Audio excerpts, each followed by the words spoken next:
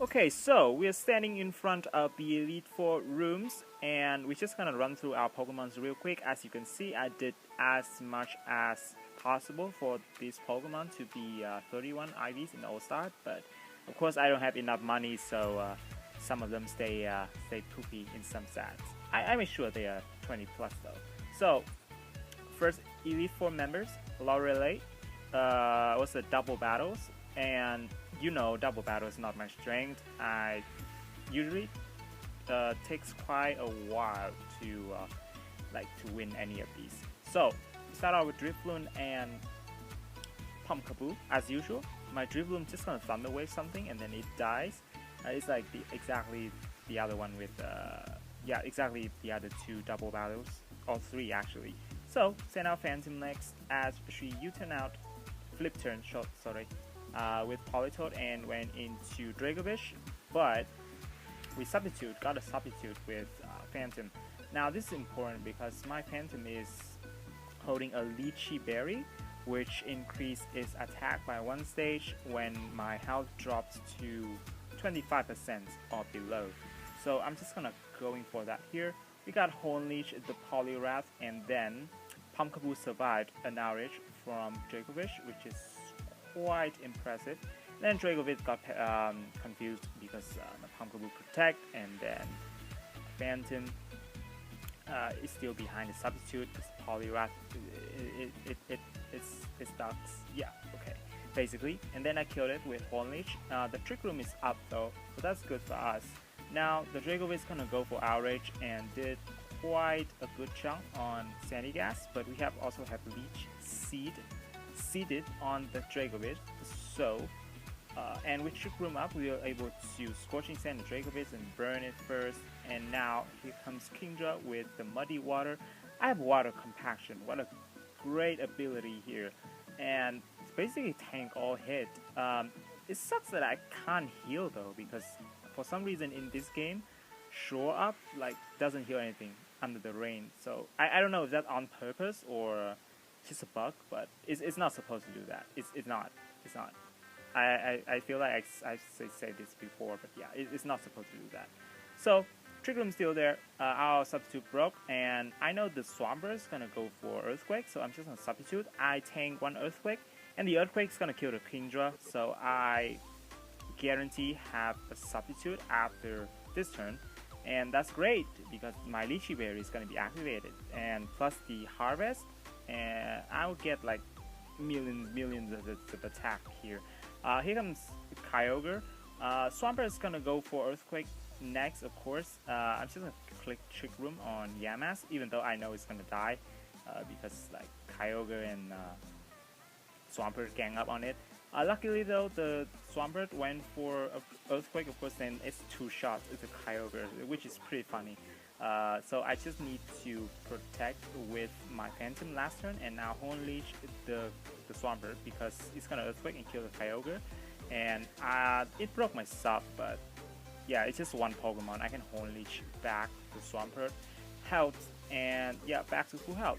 Her last Pokemon was a Politoed, and yeah, it was no problem. This Politoed probably need like 10 Politoeds to kill this Tuimon, especially when my Phantom had like +4 to +5 attack. I can't recall it. It might be +6. I don't know. I lost count. Yeah, so we defeated Lorelei. Took quite a while actually. This one was actually the longest. And now into Bruno. He had 2 teams, of course. He led off with Urshifu, Rapid Strike, the one with the water. So it saw the water compaction, so it went for U-turn there into Conqueror. But I just go for Iron Defense anyway. I know that that Urshifu had Surging Strike that can crit, so Iron Defense doesn't matter, but Water Compaction still matters. And if it stay in there, I might try to stay in and burn it. But I know it's gonna U-turn out because pattern. You have played this many times, so yeah, you know it's gonna do that. This Conqueror right here is Shield Force, I think. Just keep going for Ice Punch. No, not Shield Force, sorry. Iron Fist. Yeah, I remember it's Iron Fist, so it can totally freeze me right here. I just trying to burn it as fast as possible, but this time it took quite a while to burn it. But eventually we burned it, and with the help of Iron Defense, we're gonna take nothing, basically nothing, and we just gonna finish off this counter right here after healing back up to full health, and then take it out with a Shadow Ball. Now, Sandygast, always the star here. Here comes Silver. Yep, you know, I don't think Silver had anything to hurt me, so you turn out into Urshifu, and the Urshifu got burned by the Scorching Sand. So I think that's game over for Bruno right here, because his remaining members, like, none of them can touch me. Basically, I just needed to go for a burn on Urshifu, like in any turn, like just Scorching Sand, because I tanked Surging Strike, and Surging Strike only had 5 PP, right? So I can like switch out and switch in, all that stuff. So mainly going for that. So this team he had was actually quite simple. The other team with Infernape might cause some problems, like might cause some more problem, but I think I think I had something for it if he led with Infernape, but at that time he just led with Urshifu. So yeah, without a plan we can still beat it because it's quite simple. He has like 6 physical Pokemon. You have Iron Defense with Eviolite and Sandygast. You take no damage from the fighting type move. You have to use alternative moves, so there's nothing to worry about. Here comes Terrakion after Zacian went down. Let's go for the close combat. Actually run out of Scorching Sands. I should have PP up that actually. It's kind of dangerous because at least if I had a chance to burn, then I wouldn't have risked this much. And here's the Lucario with Nasty Plot, surprisingly. The other team had a physical one, and this team has the Lucario with Nasty Plot. But it's okay though. It feels like it's all the way too late when they killed our Sandygast. Yeah, it's always too late for some reason. Now we went into Drifloon with Focus Sash and Unburden. We're able to stack the 2 Charge Beam, and this Terrakion right here, we just won't go down because this Terrakion is scarfed.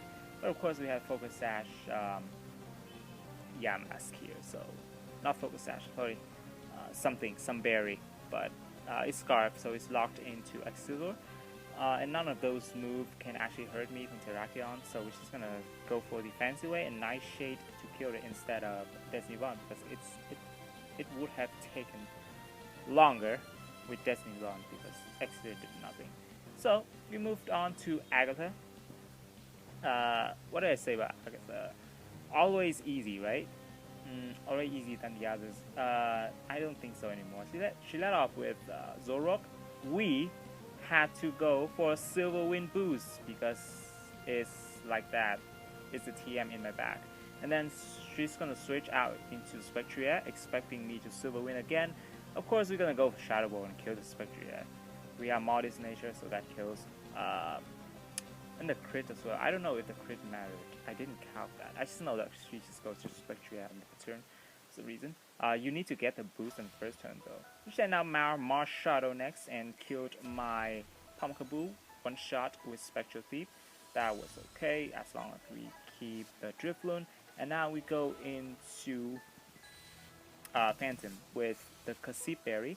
Actually reduced the ghost type damage by half. It half. You probably thought that it didn't matter here, but because the Marshal woke up, it saw that one Spectral Thief through the Cassip Berry didn't kill, so it went for bulk up, and that's the advantage of holding that berry. It encouraged the Marshal to bulk up, and then I can Trick Room and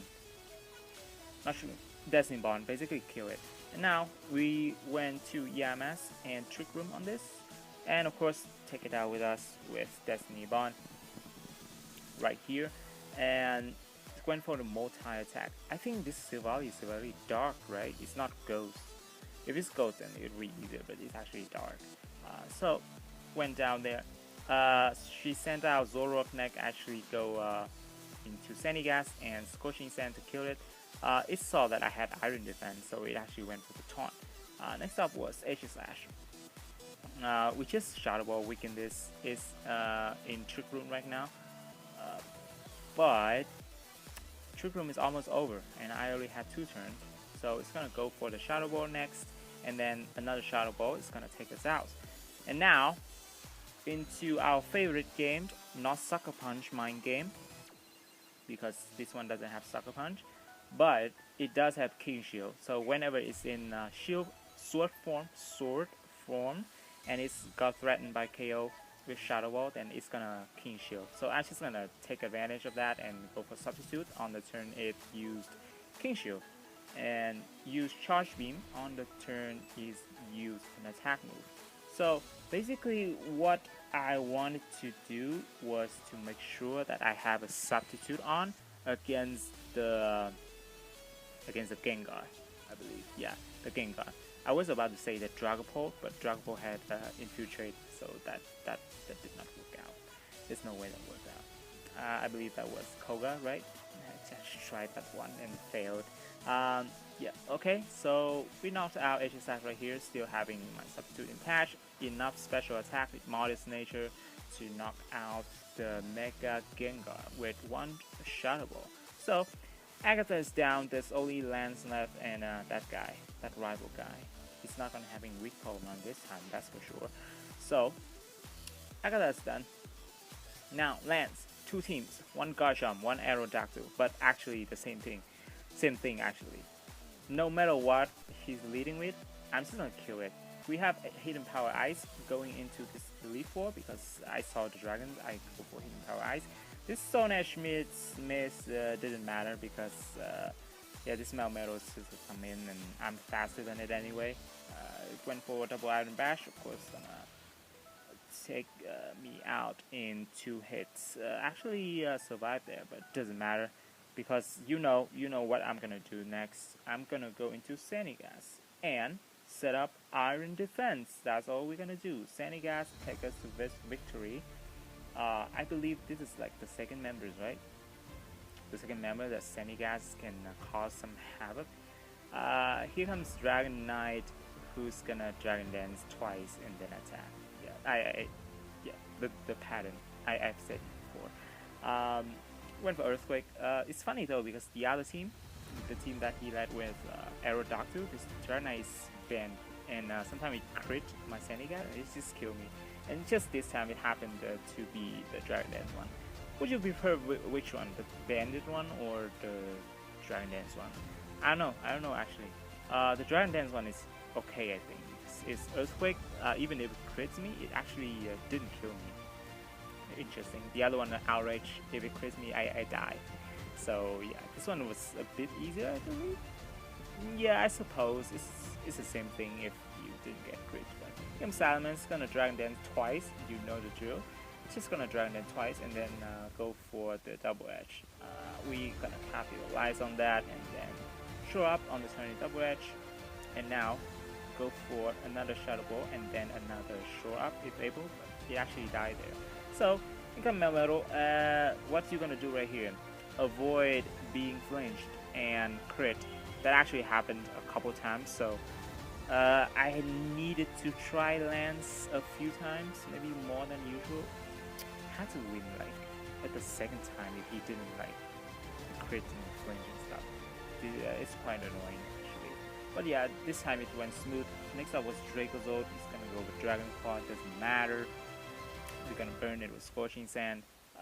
Dragon Claw is gonna do pathetic damage anyway. Here comes Dialga. This one is weird because it has Roar Time, but Roar Time in this game got buffed. It's actually Roar, but it had the base power of Roar Up Time. So 2 moves combined, right? Roar and Roar Up Time. So I cannot like Trick Room and Saiyan and Destiny Bond. It's so weird. It's just Roar Up Time and Roar Me Out, basically it. So I waited for it to roll me out into the Pumpkaboo so it can get the leash seed up. And now into Phantom, I can substitute on the Roar Up Time. How many PP does this move have? It's like 10.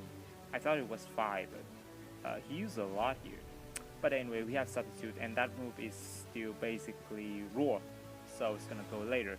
With the help of leech and then burn, we should be able to do this very easily. And then the Dracozolt left, the burned Dracozolt.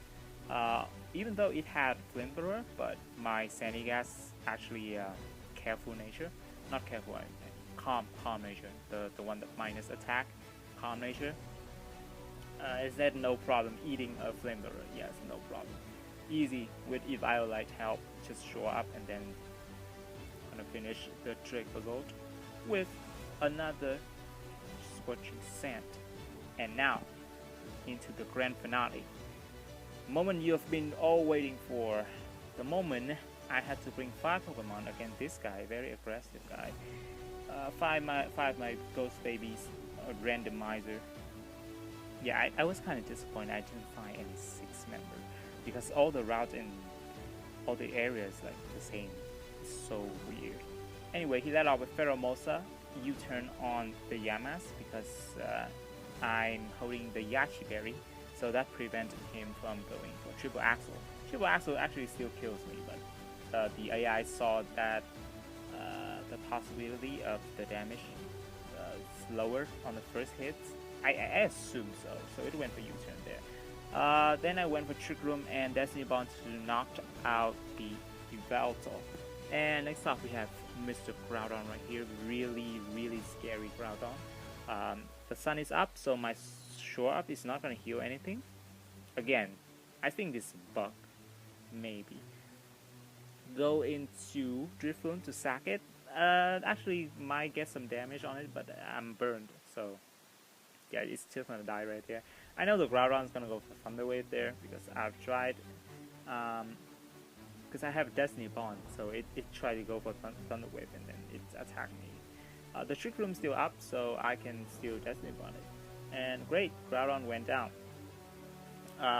We already had 2 Pokemon left, they had 4. So, Pheromosa is next, time to Iron Defense again. The Pheromosa saw the Yachi Berry, right? Not Yachi Berry, this one is Eviolite. Yeah, I don't know why I didn't go for Triple Axle. Maybe guess it's afraid to miss or something? Yeah, I have no idea. But the Trick Room is still up, so I get an Iron Defense first. And now, it's all gonna be okay, because he already had like a bunch of Ice type left. No, I mean a bunch of physical attacker. I can just Scorching Sand and burn any of them. It's kind of weird this Darmanitan is not going for Icicle Crash. I mean, I know I'm plus 6 defense, but it's still better than going for U-turn, you know. This is like deja vu again. Why is this guy always going for the U-turn and then just kill everything of his own with the, like, just switch into attacking move or something? That is so weird. And Pheromosa is gonna U-turn again. Metagross. Yeah, alright. Yeah, alright. You're gonna doing the same thing, right? The same thing. Here comes a Mega. There's one chance this Mega can win against me. That it crit twice in a row with Boulder Punch. I don't even know why it went for Boulder Punch in the first place anyway. But now Pheromosa coming in just to U-turn out again into Metagross. And the Metagross is dead. Fantastic. This AI is like, I don't know what it's going for, but now let's go to Eternatus. Should have went to Eternatus in the first place, right? This Eternatus is pretty bulky, but it went for Meteor Beam, and I resist that. Plus Eviolite, plus I'm Calm Nature, plus it was a charging move. You need 2 turns, and I don't know why it just keep going for Meteor Beam for some reason. Is this like to counter some specific stuff people are using to make the run easier? Yeah, I have no idea. Maybe it's something. Usually it's a Ditto right here. Ditto to prevent any setup sweeper. But we're just gonna smack Ditto because, yeah, because of nature. We just set up defense. We didn't set up any attack special attack. So, Pheromosa also went out there. We won this one with Baby Ghost type. So, thank you all for watching, and we are not saying goodbye yet. Maybe next time I'm gonna do something without randomizer, because with randomizer hard mode, every route is like the same Pokemon. I found it so boring. And then when you're supposed to get access to egg move, they didn't give you egg moves. So I really didn't like that. I want to use full resource if the challenge hard. So yeah, thank you all for watching. I'll see you in the next video. Goodbye.